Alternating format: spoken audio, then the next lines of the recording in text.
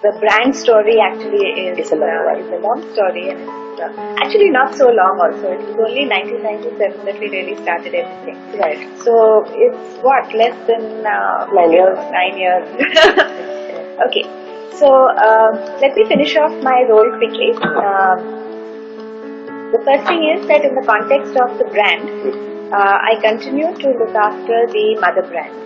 But we have changed the role of that function over time completely. It has morphed, that role itself has morphed, because that was what was appropriate for the mother brand. You know, at the time when we were building the mother brand, we needed a central team that held everything tightly together, spent the money at one place and so on. Now the brand has already reached a very good high salience level.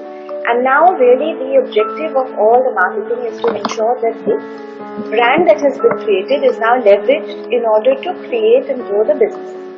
So therefore, in many ways, the ownership of the brand has now been handed out to the various businesses and to the various business heads, including our joint ventures and our subsidiaries. And indeed, it has now become much more of a joint collaborative and, together building the brand. So we actually have 13 different groups in the bank. And the central team only manages a very loose confederation or federation of each of these, in their own right, they are owners of the brand. And they are contributing to the brand, like you said, for instance, Shikha's life insurance. It was one of the first times that a very strong emotional connect got built with the brand. So that sub-brand, we call it a sub-brand because it's really a joint venture brand, but that contributed back to the mother brand in Bucket Foods. So similarly, various other products are really doing that.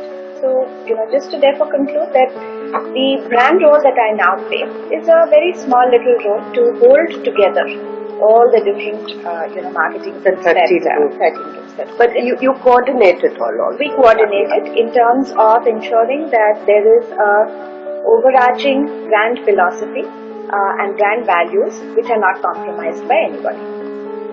So it's more by exception that we step in rather than as a rule.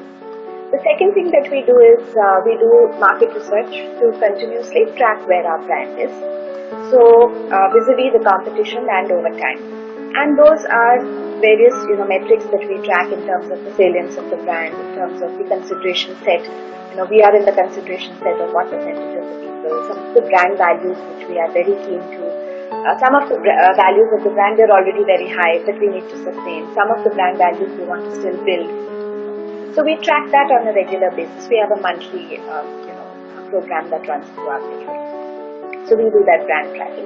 And whenever we have any initiative which requires an enterprise-wide communication initiative, let's say for instance when we recently had our exhibition. So that doesn't belong to any product group. It belongs to the enterprise as a whole. So this team goes ahead and does.